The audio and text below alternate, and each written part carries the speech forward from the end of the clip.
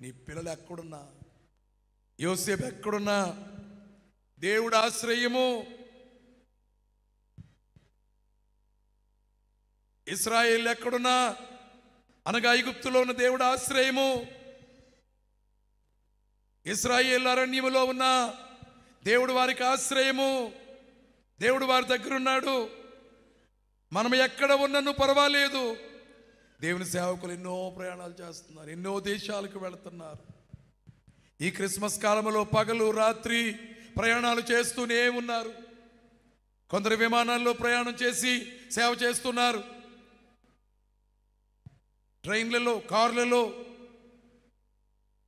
కొంతమంది దేవుని సేవకులలో దీనులుగా ఉండి చాలా ఇబ్బందులు పడుతూ కాలినడకన వెళుతున్నారు, సైకిళ్ళ మీద వెళుతున్నారు.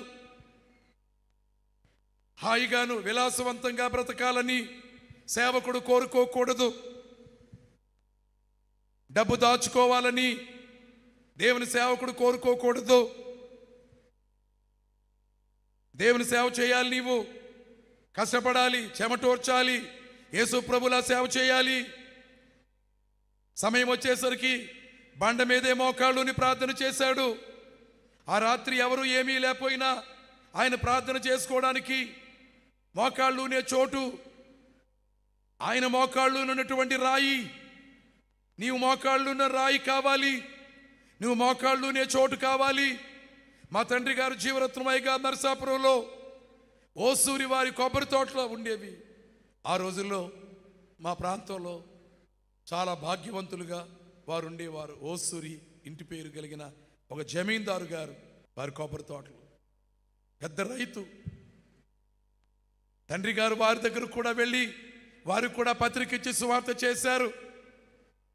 వారి యొక్క ఇంటి పేరు గల కుటుంబాల్లో నుండి కూడా యేసు ప్రభు యొక్క తోడు నీడ కావాలని కొందరు ప్రభువుని నమ్ముకున్నారు.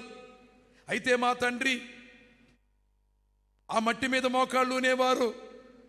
ఆ చెట్ల కిందన్న మట్టి, ఈ కొబ్బరి తోటలో మట్టి తిరగబెడతా ఉంటారు కదా, ఆ తిరగబెట్టిన మట్టి మీద మోకాళ్ళుని సాయంకాలం వరకు ప్రార్థన చేసేవారు.